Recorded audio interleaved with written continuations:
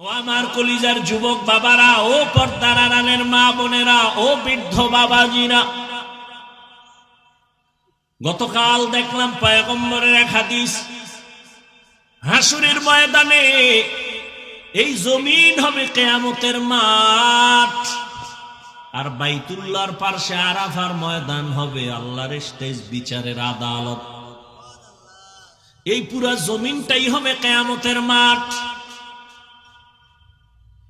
আরাফার ময়দান কেউ বলে না, বাইতুল মাকদিস সিরিয়া হবে আল্লাহর আদালত। মানুষগুলো সব উলঙ্গ দাঁড়াবে, নারীরাও উলঙ্গ দাঁড়াবে, পুরুষেরা উলঙ্গ দাঁড়াবে।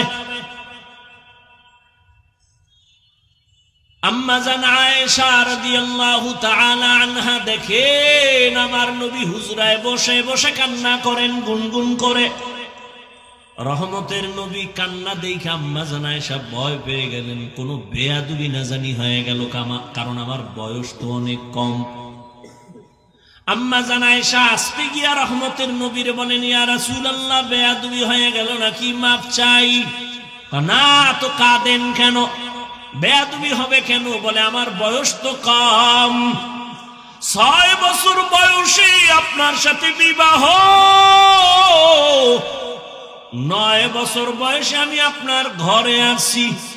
আম্মা জানের 6 বছর বয়সে নবীর সাথে বিয়া হলো, 9 বছর বয়সে নবীজির ঘরে আসলেন। 18 বছর যখন আম্মা জানের বয়স, রহমতের নবী তখন বিদায় নিলেন।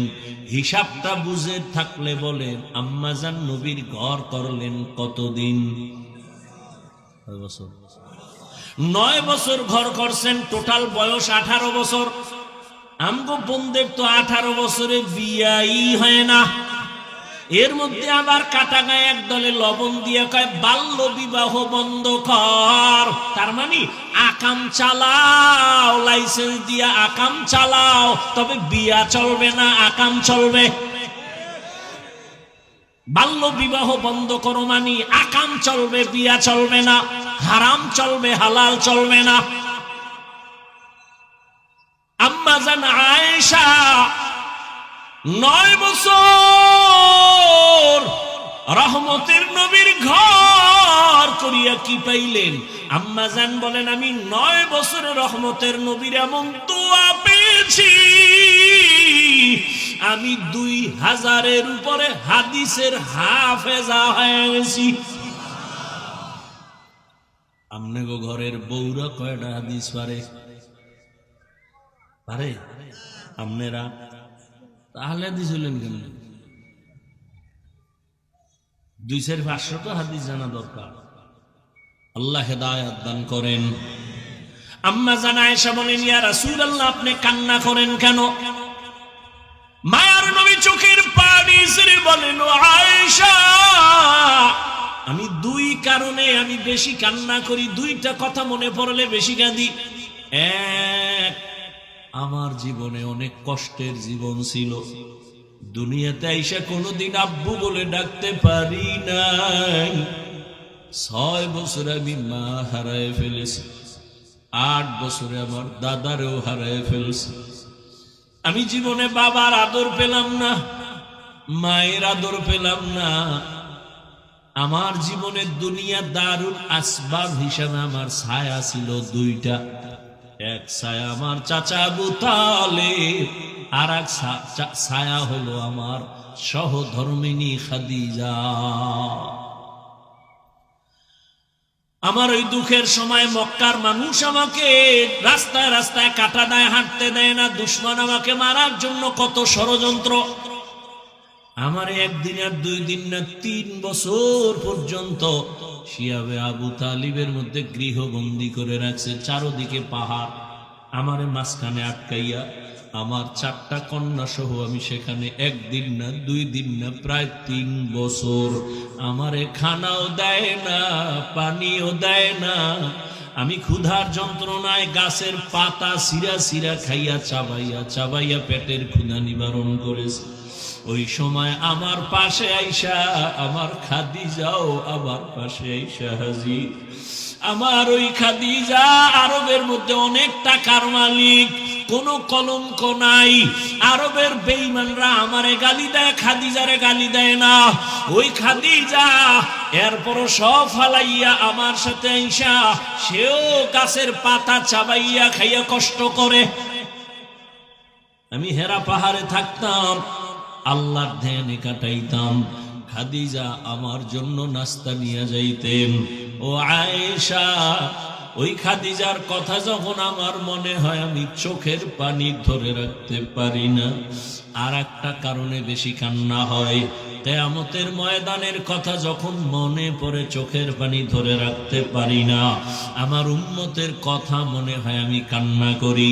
কিয়ামতের ময়দান বড় ভয়ঙ্কর হবে, নারী পুরুষ সব উলঙ্গ দাঁড়াবে।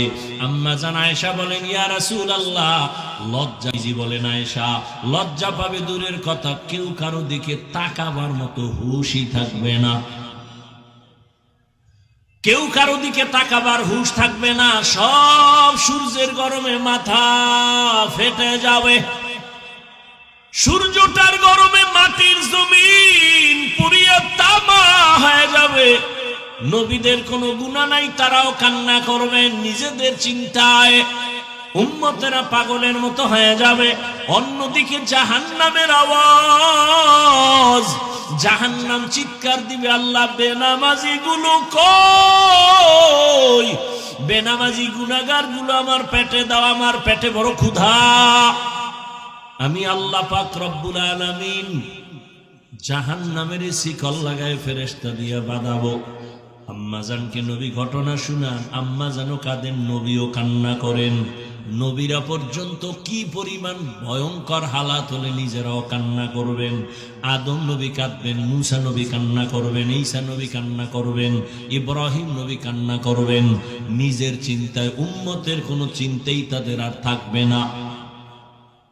আম্মা জান আয়েশা রাদিয়াল্লাহু আনহা বলেন, তখন কি উপায় হবে? বলে, উম্মতেরা পাগলের মতো দৌড়াবে, কোথায় যাবে?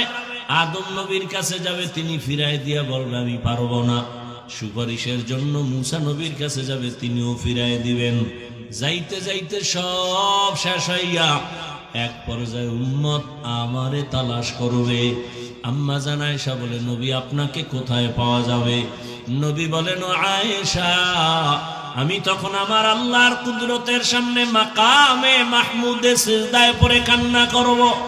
সব নবীরা কাঁদবেন নিজের জন্য, আর আমি শুধু কান্না করব, আল্লাহ আমার উম্মতের বাঁচাও, আমার একটা উম্মত যেন জাহান্নামে না যায়। আমি শুধু উম্মতের জন্য কান্না করব।